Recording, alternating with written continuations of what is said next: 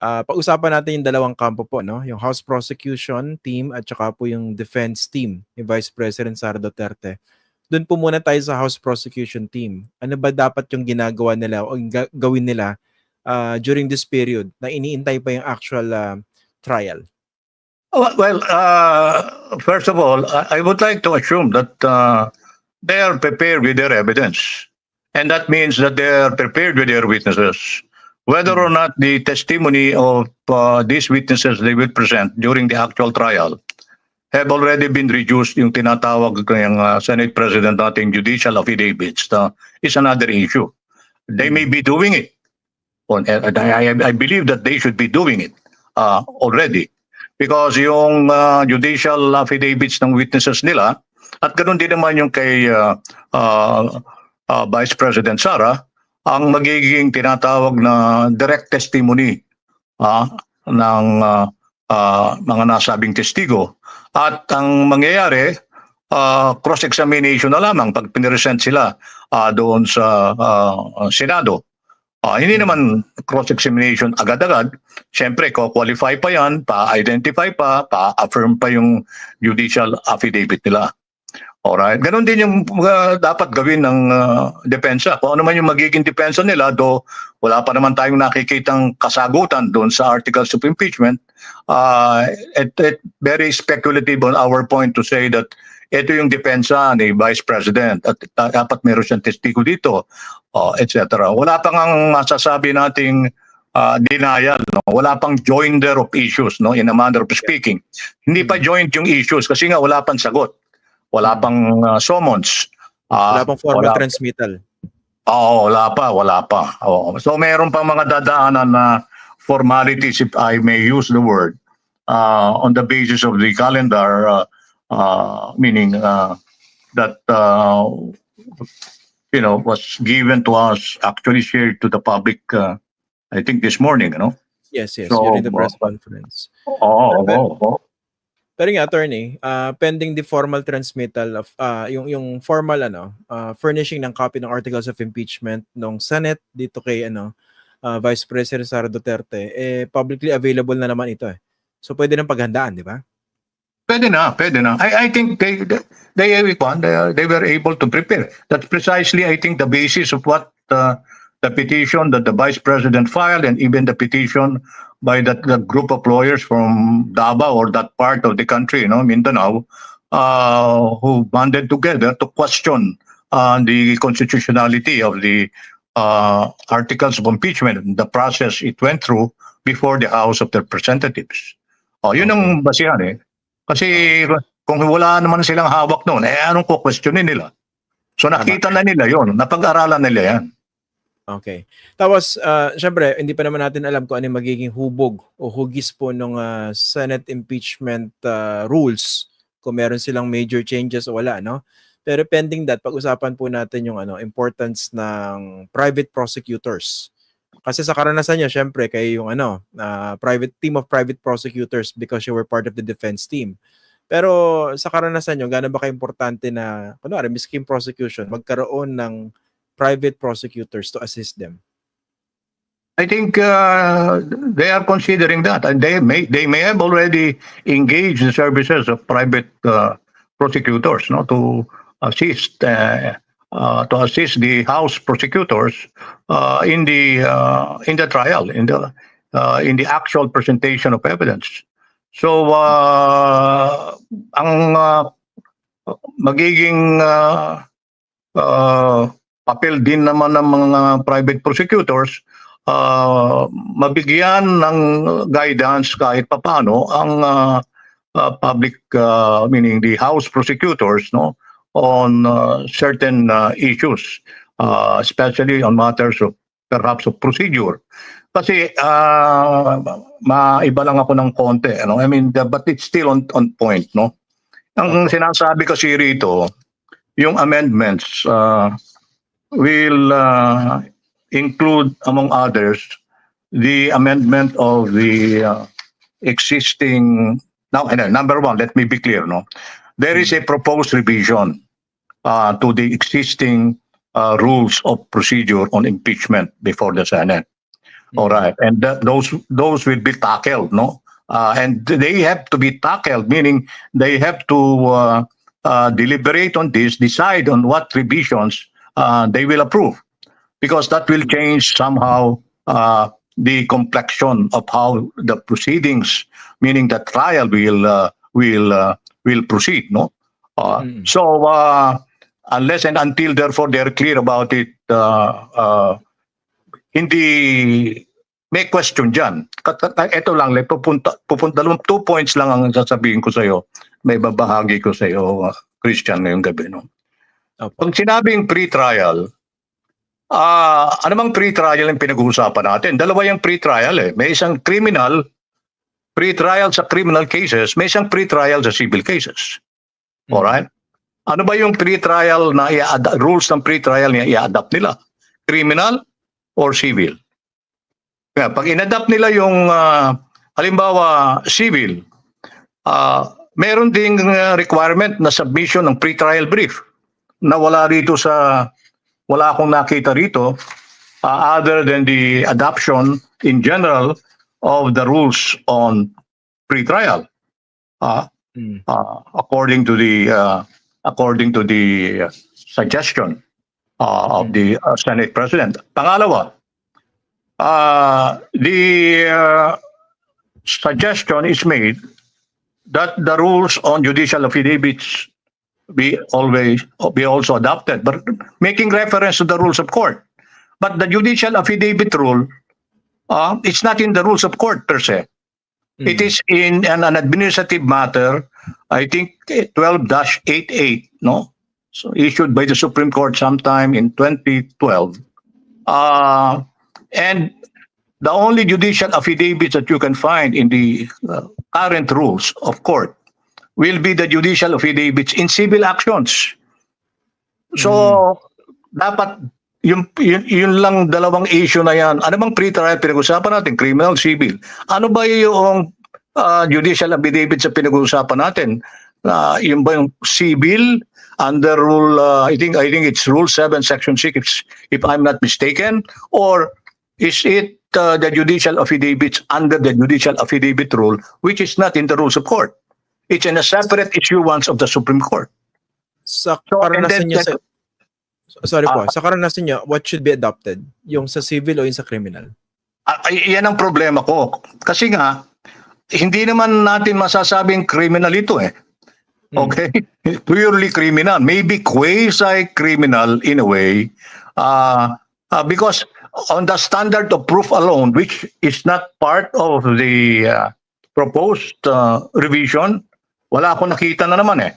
Is it proof beyond reasonable doubt? Definitely it cannot, because this is not a criminal case. It is, Yes. is it preponderance of evidence? Definitely not, because that is only in civil action. Much less is it substantial evidence, because that will be an administrative action. Di ba ang sinasabi ko nga, dapat i-adapt siguro nila yung mungkahi noon ng the late Senator Miriam Defensor Santiago, clear and convincing evidence. Pero wala yun eh. Madidefine naman yun. There's a definition that you can find in so many cases of the Supreme Court, citing mainly Black's Dictionary, no? What's clear and convincing evidence. Pero kaya hindi mo masasabi, baka categorize, civil ba ito o criminal ba ito? Okay. And that's a point that they have to be clear about. Okay? Para hindi ligaw ang prosecution, hindi maliligaw din ang defense o yung respondent. All right? Sa karanasan niyo, attorney, sa isang impeachment trial, mas maganda ba na payagan yung private prosecutors na makapag-cross-examine? Well, pwede naman. Pwede naman yun. For as long as the direct control and supervision remains with the public prosecutors, because the private prosecutors are there under the direct control and supervision of the congressman prosecutors, no? The House prosecutors. So, pwede naman nilang payagan. Nasa kanila yon. Kasi alam ko nung naalala ko dun sa previous impeachment trials, naging issue rin yan eh, dahil nga yung mga House prosecutors, miski abogado sila, marami sa kanila matagal lang hindi nagpa-practice. 'Di ba? And Yes. baka maagrabyado pag nakipagsabayan doon sa mga praktisadong defense lawyers. Nakatulad nyo nung panahon na 'yan, 'di ba? So I Well, remember, 'di ba? Naging issue 'yan eh. oo, ayun naman, as things evolve naman kasi, alam mo, may mga imponderables, may mga, yung mga beyond what you expect that can happen. May mga lalabas at lalabas na issues yan na may have been covered by the rules of the Senate on impeachment, may not even be covered by the rules of court. So the resolution of any issue on that matter will have to depend on the Senate as an impeachment court. They have to decide on it. So kung ano yung i-adapt nila. Hindi naman foreseeable lahat yan, Christian, the way I look at it, no. Even if I would like to presume that it is the wish of the Senate President na dapat everything will go on smoothly, no, during the trial.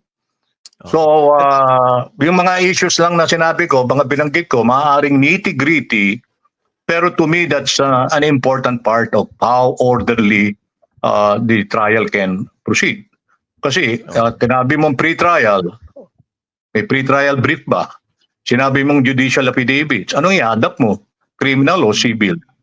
Kung criminal, kasi alam mo, sa criminal, karapatan ng akusado na huwag mag-submit ng judicial affidavit. May option yung abuka kung criminal ang susundan. Alright? Hindi naman pwede mo sabihin civil ito.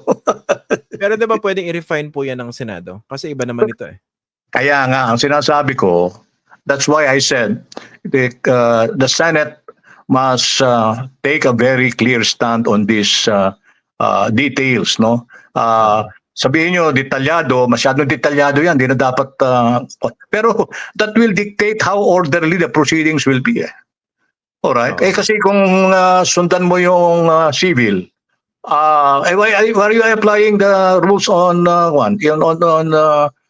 pre-trial in civil actions? This is not a civil action. I can say that, no? If I were in the defense team, or why use the judicial affidavit rule by making reference to the rules of court when it is not there, and the only reference to the judicial affidavits that one can find will be in the rules of civil procedure, the revised rules of civil procedure. I think I pointed out the specific provision, Rule 7, Section 6. The use of judicial affidavits, it does not even follow the form of the judicial affidavit rule. So, doon pa lang sa form ng judicial affidavits, magkakatalo na eh. Alright? Okay. I get it, oo. Kasi lahat yan, pag hindi na-settle yan before the actual trial, pwedeng gawing yan technical eh. Di ba? Technicality. Gugulo. Makapagpatagal yan. Gugulo.